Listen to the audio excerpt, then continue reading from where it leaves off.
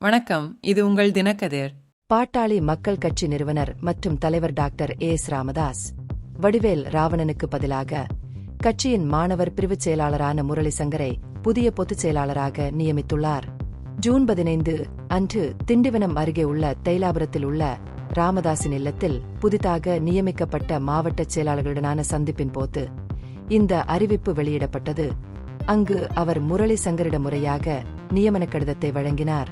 அதிகாரப்பூர்வ அறிக்கையில் ராமதாஸ் இன்று முதல் முரளி சங்கர் கட்சியின் பொதுச் செயலாளராக செயல்படுவார்.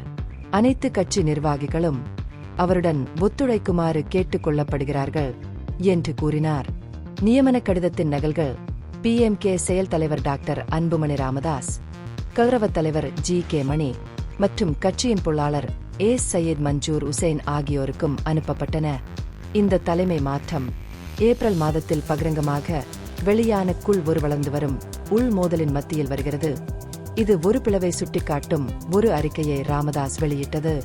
அன்புமணி ராமதாஸை முன்னாள் பொருளாளர் திலகபாமா பகிரங்கமாக ஆதரித்த போது அன்புமணியை நீக்கும் ராமதாஸின் முடிவை கட்சிக்குள் ஜனநாயக கொள்கைகளுக்கு துரோகம் என்று விமர்சித்த போது இந்த பிளவு மேலும் தீவிரமடைந்தது.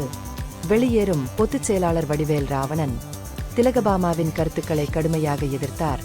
அவர் நன்றியுணர்வு இல்லாதவர் என்று குற்றம் சாட்டி அவரது ராஜினாமாவை கோரினார். இருப்பினும் பதட்டங்கள் அதிகரித்து கட்சி 2 முகாம்களாக பிரிந்தது.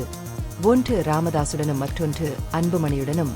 ராமதாஸ் ஏற்பாடு செய்த நிகழ்வுகளில் ராவணன் கலந்து கொள்வதை நிறுத்தினார்.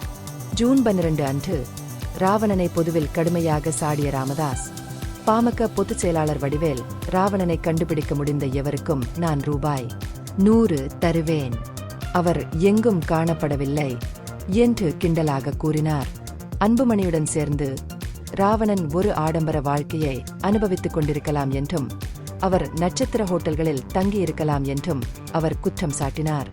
விரைவில் ராவணன் அன்புமணியுடன் இருப்பது போன்ற ஒரு புகைப்படம் வெளியானது. அதைத் தொடர்ந்து ஜூன் 13 அன்று ஒரு டீக்கடையில் கட்சி ஊழியர்களுடன் அவர் சாதாரணமாக அமர்ந்திருப்பதை காட்டும் ஒரு வீடியோ வெளியிடப்பட்டது. ஜூன் 15 அன்று முரளி சங்கர் அதிகாரப்பூர்வமாக நியமிக்கப்பட்ட அதே நாளில் சென்னைக்கு அருகிலுள்ள பனையூரில் உள்ள அன்புமணியின் அலுவலகத்தில் நடந்த ஆலோசனைக் கூட்டத்தில் ராவணன் கலந்து கொண்டார். இது நடந்து வரும் அதிகார போராட்டத்தில் அவரது விசுவாசத்தை குறிக்கிறது. இந்த பகுப்பாய்வு நுண்ணறிவுள்ளதாக கண்டால் முக்கியமான அரசியல் முன்னேற்றங்கள் குறித்த கூடுதல் புதுப்பிப்புகளுக்கு லைக் செய்யவும், ஷேர் செய்யவும், சப்ஸ்கிரைப் செய்யவும். இது உங்கள் தினக்கதிர். நன்றி.